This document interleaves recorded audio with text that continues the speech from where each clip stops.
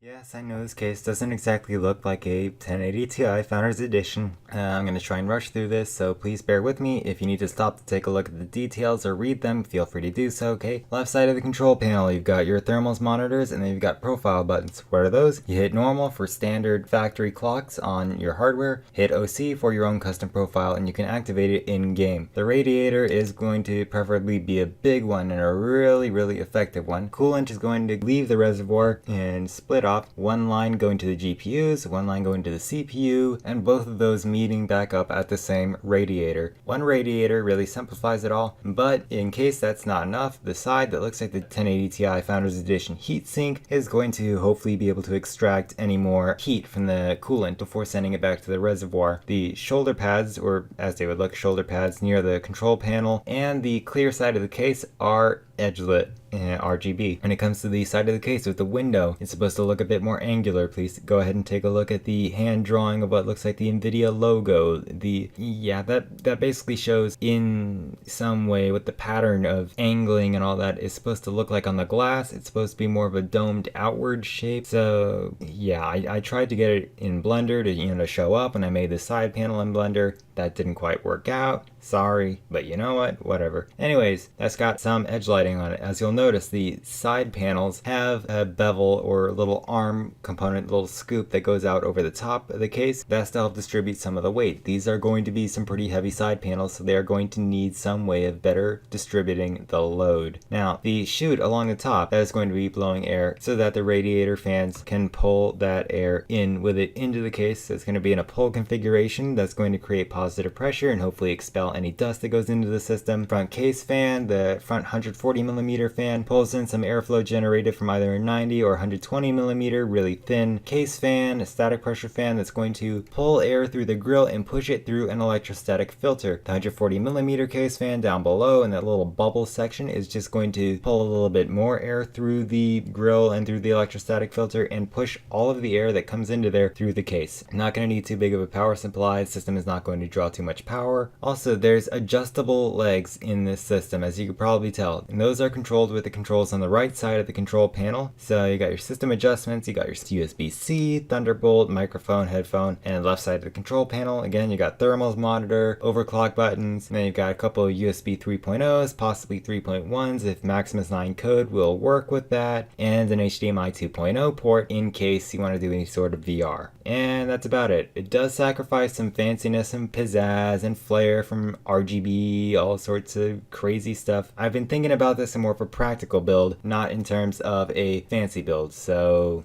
yeah. But hey, if you want to show off the 1080 Ti, the look of the 1080 Ti really doesn't matter. What it stands for, it's the most powerful gaming GPU on the market. Why not build a system that is built around practicality and functionality for a decent cost? The 1080 Ti doesn't look too fancy. I mean, it looks a little bit fancier than some other cards, but it's not just fancy for the sake of being fancy. Those features are there to serve a purpose and to be functional, and that's what I'm trying to embody in this build.